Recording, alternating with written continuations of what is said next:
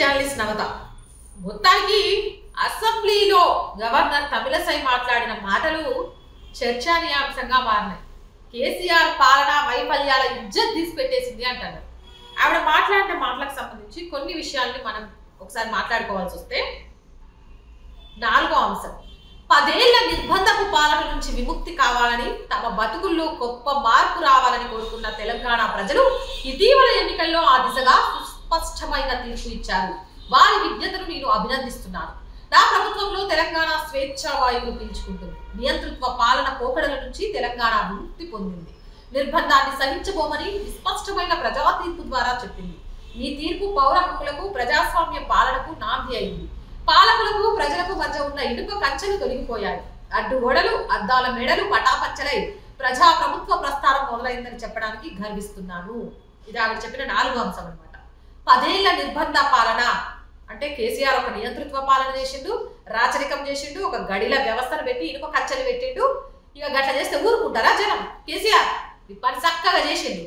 నిన్ను వీకి పక్కన పడేసి ప్రజల మద్దతు కోరే ప్రభుత్వాన్ని, నిర్బంధపు పాలన కంచెలు తెచ్చుకునే ప్రభుత్వాన్ని కావాలని తెచ్చుకున్నారు అని చాలా సుస్పష్టంగా మాట్లాడారు. గత ప్రభుత్వ నిర్వాహకంతో విద్యుత్ వ్యవస్థలు 81,516 కోట్ల అప్పుల్లో కూలిపోయాయి. అదేవిధంగా 50,275 కోట్ల మేర నష్టాల్లో ఉన్నాయి. అదేవిధంగా పౌర సరఫరాల కార్పొరేషన్ 56,000 కోట్ల అప్పులు, 11,000 కోట్ల నష్టాలు. ఇలా ప్రతి శాఖను అప్పుల కుప్పగా మార్చేశారు. కేసీఆర్ ప్రభుత్వ అవినీతికి సంబంధించి, కేసీఆర్ ప్రభుత్వ పాలన తీరుకు సంబంధించి, కేసీఆర్ ప్రభుత్వ వైఫల్యాలకు సంబంధించి అంకెలతో సహా స్పష్టంగా నువ్వు ఇంతకాలం చేసింది పాలన ప్రజా సంక్షేమం కాదు, రాష్ట్రాన్ని దివాలా తీస్తూ అప్పుల కుప్పగా మారుస్తూ పైన మేడి పండు చూడు మేలిమై ఉండు, కొట్ట విప్పి చూడు పురుగులుండు అనే విధంగా ఒక మేడి పండు కలరింగిచ్చావే తప్ప అంతకు మించి లేదు అనే విషయాన్ని చాలా క్లియర్గా చెప్పింది. ఇందులో నాకు కలిగించే 2 భయాలు కూడా ఏంటంటే, ఆల్రెడీ విద్యుత్ వ్యవస్థ 81,516 కోట్ల అప్పులో ఉంది, 50,275 కోట్ల మేర నష్టాల్లో నడుస్తుంది, మళ్ళీ 200 యూనిట్ల ఉచిత కరెంటు. నెక్స్ట్ ఏమవుతుంది అన్నది. అలాగే రాష్ట్ర ఆర్థిక పరిస్థితి చిన్నాభిన్నం చేసిండ్రు. ఆర్థిక క్రమశిక్షణ అన్నదే లేకుండా చేసిండ్రు. నిజంగా కూడా ఆర్థిక క్రమశిక్షణ అనేది గత ప్రభుత్వంలో ఎక్కడ కనిపించలేదు అనే విషయం చాలా క్లియర్ గా చెప్పొచ్చు. ఎందుకంటే ఎమ్మెల్యేలకు ఎవరికి అవసరం లేకుండా ఎస్గార్డ్ వెహికల్స్, అనవసరమైన టీ ఛాయ్లకి 3 కోట్లకు పైగా ఖర్చు చేసిండ్రు. బిస్కెట్లకు, చాయ్ బిస్కెట్లకు, మీటింగ్లకి, సెక్యూరిటీ ఇష్టం వచ్చినట్టు.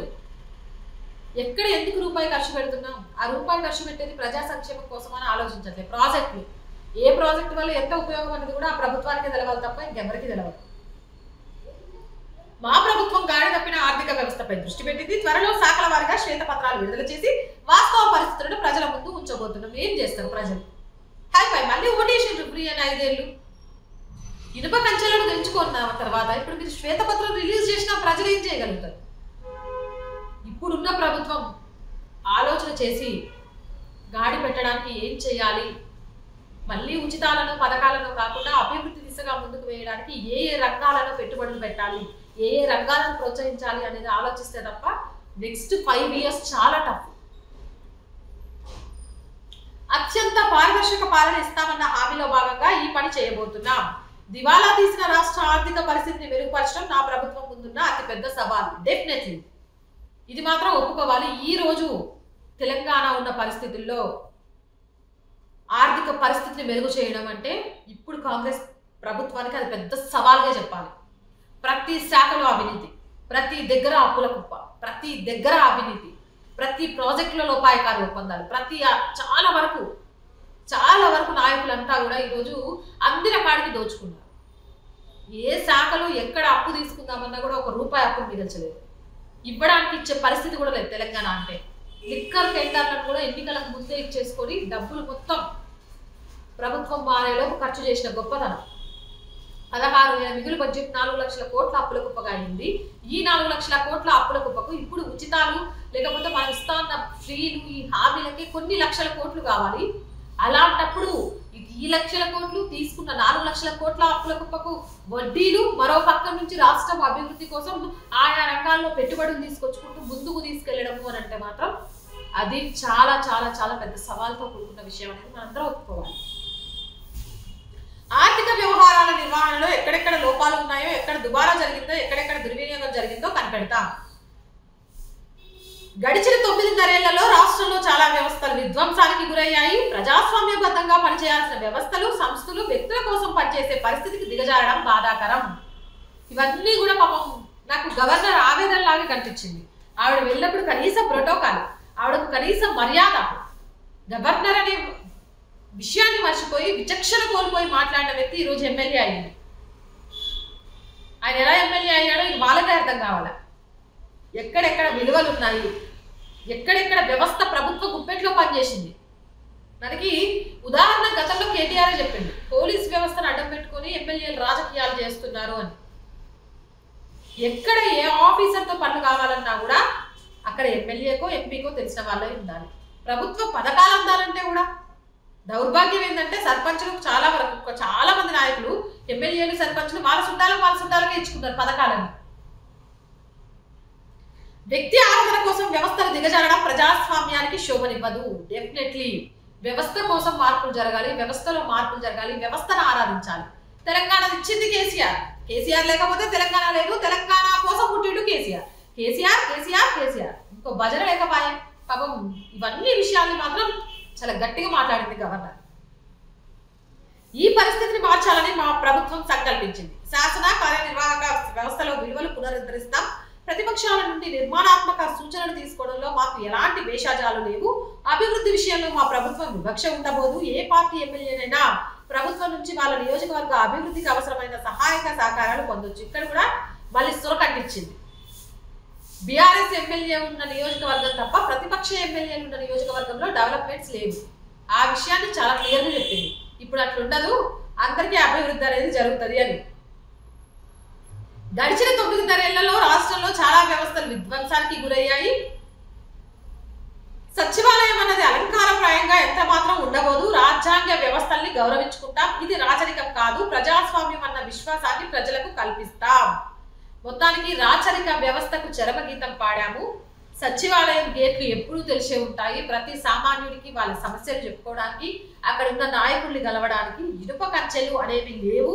ప్రజా దర్బార్ ఉంటుంది. గతంలో ఒక రాచరిక నిజాం వ్యవస్థ, రాచరిక వ్యవస్థను చూపించారు. ఏ నాయకుడు ప్రజలకు అందుబాటులో లేడు. కానీ ఇక్కడ నుంచి అలాంటిది ఉండదు అనే విషయాన్ని చాలా క్లియర్గా చెప్పుకుంటూ వచ్చారు. గ్రామీణాభివృద్ధి విషయంలో గత ప్రభుత్వం కేవలం ప్రచారానికే ప్రాధాన్యత ఇచ్చింది. అది అభివృద్ధి కావాలంటే గాయన ఎవరో ఉంటేగా తాగిన సీసాలు అమ్ముకోమని చెప్పిండు ఎర్రబల్లి సార్. ఇలాంటివి పేరు గొప్ప, ఊరు దిబ్బలాగా ఉండేవి. కానీ ఇక నుంచి అట్లా కాదు. బిల్లులు ఇవ్వకుండా అప్పుల పాలు చేసి ఆత్మహత్యలు చేసుకోవడానికి కారణమైంది గత ప్రభుత్వం అనే విషయాన్ని కూడా చెప్పిండ్రు. రాజ్యాంగ నిర్మాత బాబాసాహెబ్ అంబేద్కర్ గారి ప్రకారం ప్రజాస్వామ్యం అనేది కేవలం ఒక ప్రభుత్వ పాలన రూపం మాత్రమే. వాస్తవానికి అది తోటి మానవుల పట్ల గౌరవాదులతో కూడిన ఒక వైఖరి అనే విధానాన్ని తీసుకొస్తాం. రైతే అన్నిటికీ మూలం. రైతుల కోసం ఖచ్చితంగా రుణమాఫీ కానీ, పంట నష్టం కానీ, మిగిలిన వాటి విషయంలో అంటే గత ప్రభుత్వ వైఫల్యాలను చాలా హింసకుతో ఉతుకుతారంట. చూసిండ్రా టైడా ఇప్పుడు మరక మంచిదే మాయమైపోయింది అని చూపిస్తారు. చూసిండ్రా అట్లా గత ప్రభుత్వ వైఫల్యాలకు సంబంధించిన మరకలను సుస్పష్టంగా, నిస్సంకోచంగా, నిర్మోహమాటంగా కేసీఆర్ వ్యవస్థ వైఫల్యాలను చాలా గట్టిగా అసెంబ్లీ సాక్షిగా గవర్నర్ తమిళసై, నీ పాలనలో వ్యక్తి పూజ తప్ప వ్యవస్థ ప్రక్షాళన జరగలేదు. నీ పాలనలో అవినీతి తప్ప అభివృద్ధి లేదు. నీ పాలనలో కొంతమంది వ్యక్తులకే తప్ప ప్రజలకు స్వేచ్ఛావాయువు లేదు. నీ పాలనలో కబంధ హస్తాల్లో చిక్కుకున్న బారికేట్లే తప్ప ప్రజలకు అందుబాటులో ఉన్న నాయకులు లేరు అంటూ ఇజ్జత్ తీసే విధంగా మొత్తానికి ప్రసంగాన్ని ముగించిందట. ఆమెకు జరిగిన అవమానాలు, గవర్నర్గా ఆవిడ పట్టించుకోకపోవడాలు, ఆవిడకి అసలు కనీసం ఇన్విటేషన్ ఇవ్వకపోవడాలు, ఆవిడ ఇన్విటేషన్ ఇస్తే కూడా పట్టించుకోకపోవడాలు, ప్రోటోకాల్ లేకపోవడాలు, కీలు బొమ్మలాగా గవర్నర్ని చూడాలి అనుకున్న ప్రభుత్వ వైఖరికి ప్రజలే బుద్ధి చెప్పారు. ఇప్పుడు ఆ ప్రభుత్వం నిర్వాహకం నేను చెప్తా చూడు అంటూ ఒక మహిళ అయినా కూడా చాలా గట్టిగా సభలో ప్రసంగం చేశారట తమిళసై. కేసీఆర్ సార్ పాపం పదవిలో ఉన్నాకే అనుకున్నా కూడా, ఆ పదవి పోయినాక కూడా, అంటే ముఖ్యమంత్రి పదవి, ఎమ్మెల్యే పదవి ఉందనుకో అది వేరే విషయం, పదవి పోయినాక కూడా గత ప్రభుత్వ వైఫల్యాల మీద 5 సంవత్సరాలు జనలతో నాయకులతో తిట్లు తినడానికి అయితే సిద్ధంగా ఉండాలేమో అనే విధంగా గవర్నర్ వ్యాఖ్యలు ఉన్నాయి అంటూ సోషల్ మీడియాలో అయితే ఒక చర్చ నడుస్తుంది. ఇలాంటి మోర్ వీడియోస్ కోసం జర్నలిస్ట్ నవత ఛానల్ వెంటనే సబ్స్క్రైబ్ చేయండి. వీడియో నచ్చిందా? లైక్ చేయండి, షేర్ చేయండి.